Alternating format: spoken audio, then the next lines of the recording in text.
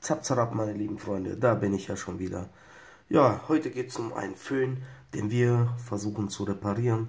Vor einigen Tagen kam die süße Maus zu mir und meinte, hey, mein Föhn funktioniert irgendwie so nicht richtig und er macht komische Geräusche und die hat ein bisschen Angst halt davor. Und ich sollte ihr gefälligst einen neuen Föhn kaufen. Da habe ich gesagt, hey, süße Maus, Alter, ich habe keine Kohle für einen neuen Föhn.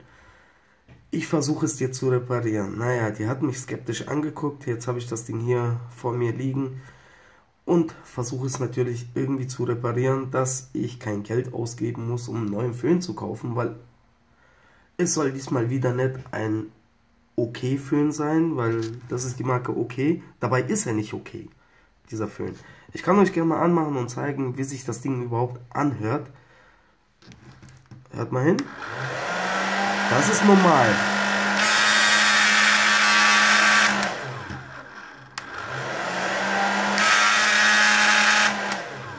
Der hört sich wie so ein kaputter Elektroroller an.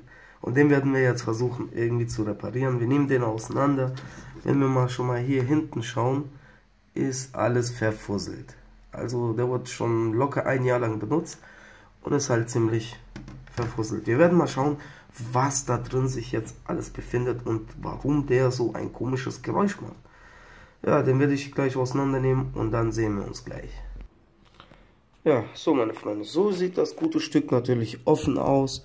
Wir sehen hier die ganze Verkabelung von den Lichtschaltern, wollte ich sagen, von den Schaltern. Und wir haben natürlich das Problem gefunden, warum der so ein komisches Geräusch macht. Wenn wir genauer mal hinschauen, da gibt es schöne Schleifspuren hier. Ich drehe mal das, da sehen wir. Das sind schöne Schleifspuren, die wir erkennen können. Das heißt, der Rotor hier, wenn man da genauer hinschaut, der ist gerissen. Und da der ist gerissen, da ist noch, glaube ich, ein Stück gerissen. Also alle Rotoren sind da so ziemlich an den Ecken gerissen. Und durch diese Beschleunigungskraft drücken die sich gegen die äußerliche Wand und erzeugen dieses komische Geräusch. Also ich weiß nicht, wie man sowas jetzt noch reparieren könnte. Ich müsste den ganzen Rotor auseinandernehmen. Dann könnte ich eventuell noch mit Sekundenkleber, aber Sekundenkleber wird da auch nicht viel bringen. Man müsste das komplett ein bisschen anschweißen. Lötkolben nehmen, einfach mal alles anschweißen.